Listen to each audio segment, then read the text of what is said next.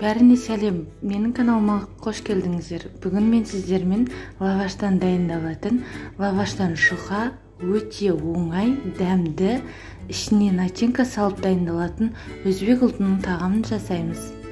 Видеода көріп тұрғандарыңыздай өте жұмсақ, дәмі керемет болып шығады. Егер менің каналыма тіркелмеген болсаңыз, алдымен тіркеліп, қоңырауша белгісін басып алыңыз. Бұл тағамның атын өзбек халқында ғылмынды деп атайды. Бұл тағам негізінен көп уақытта алады, бірақ жасалу жолы оңай, үйдегі бар заттармен оңай дайындалады. Ең алдымен лавашын дайындаймыз. Оған бізге су, тұз, екеуін жақсылап араластырып алып, үстіне ұн қосып, өздеріңіздің қамырды жаюларыңызға ыңғайлы етіп, ұнын қосып, жақсылап қамыр илейсіздер. Мен бұл жерде көпшілікке дайындап жатырмын. Егер сіздерде адам саны аз болса, азғынтай жасасаңыздар болады.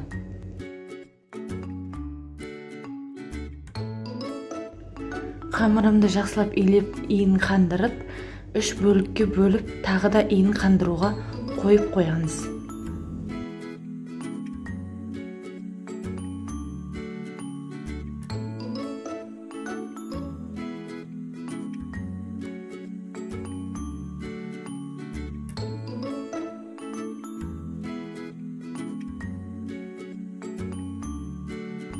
Ендігі кезекте иі қанған қамырымызды бешбармаққа қамыр жайғандай етіп, дөңгелетіп, жұқалатып, жайып аламыз.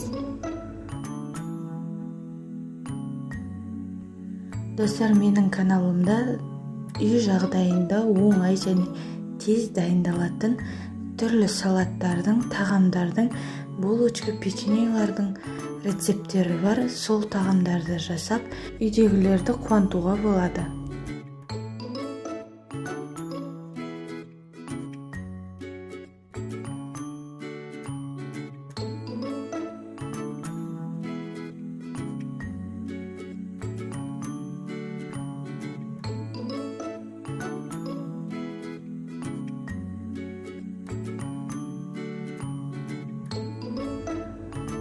Жұқалап жайылған қамырымызды дәл видеодағыдай етіп кесіп аламыз. Яғни мен бұл жерде өзімнің сковородкама лайықтап кесіп алдым.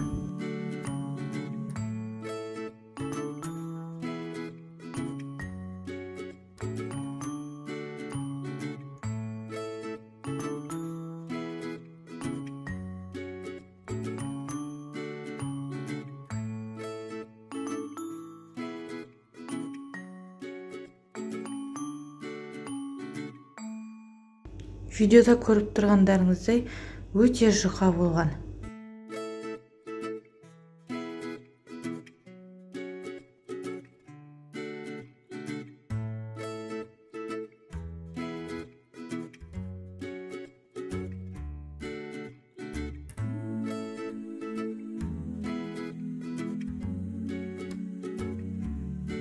Дәл осылай жұқалықта 2 зола қамырымды да жайып кесіп алдым.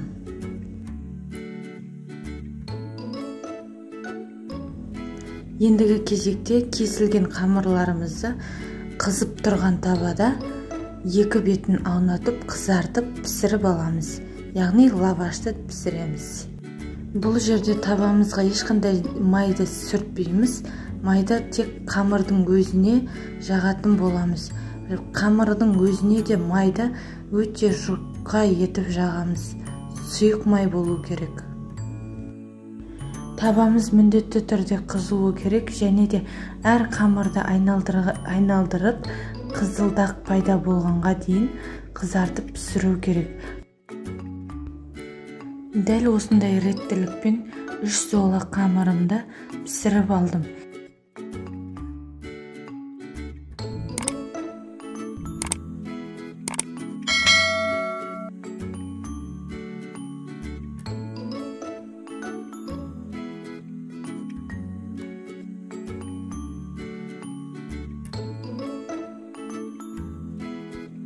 Пісіріп болғаннан кейін міндетті түрде оны жұқа матаға орап, сыртынан салафанмен орап қоюларыңыз керек.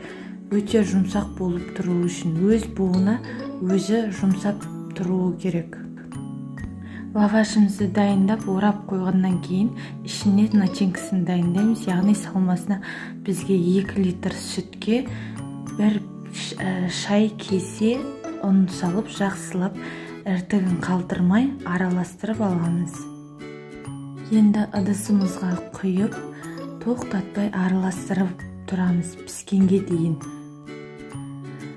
Салмамыз қайнағанға дейін қатты отта, одан кейін қайнағаннан кейін есе 1 келкі отта ақырындап пісіріп аламыз. Міндетті түрде жарты сағат пісуі керек. Дәл видеодағыдай етіп салмамыз дайын болғанға дейін тоқтатпай араластырып тұру керек. Асты күйік алып қалмас үшін. Пісуге 5 минут қалған кезде дәміне қарай өз қалауларыңыз бойынша қант қосасыздар. Одан кейін сары май қосамыз. Сары майды қосу себебіміз салмамыз қатып қалмауы керек. Жұмсақ 1 келкі заварной крем дайындаған сияқты дәмді болып шығады. Біздің салмамыз жарты сағат пісіп шықты. Енді осы ыстық күйінде жаңағы лаваштарымыздың ортасына 3 қасықтан немесе 4 қасықтан өз қалауларыңыз бойынша салып шығасыздар. Дәл осылай салып, бәрін бір ыдысқа жайластырасыздар. Біздің лаваштарымыз видеода көріп тұрғандарыңыздай иілгіш және өте жұмсақ болған, жұқа болған. Видеодан байқаған болсаңыздар, магазиндегі лаваштан жұқа болған.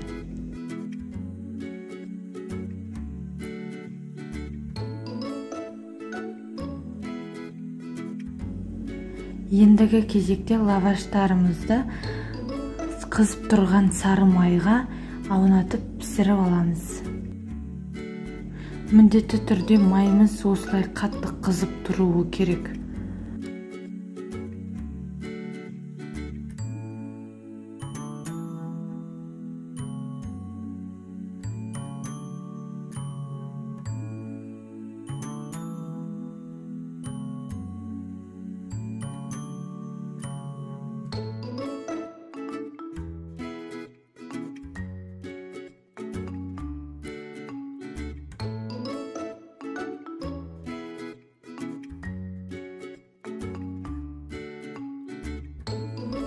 Осымен біздің тағамымыз дайын, өте жұмсақ, өте дәмді болып шығады. Және де бұл тағам 1-2 жегеннің өзінде адамды тез тойдырады. Тойымды тағамдардың қатарына жатқызуға болады. Достар, сіздерге де жасап көруге кеңес етемін. Және де менің жасаған тағамым сіздерге ұнап жатса, өз пікірлеріңізді комментарийға қалдырыңыз. Каналға тіркеліп, лайк басып, комментарий қалдыруды ұмытпаңыздар. Және де қоңырауша белгісін басып қойыңыздар. Менің әрбір салып отырған видеоларым сіздерге барып тұрады. Және де егер сіздерге рецепт ұнап жатса, өз достарыңызбен бөліссеңіздер болады. Видеоны соңына дейін қарағандарыңызға рахмет. Сау болыңыздар.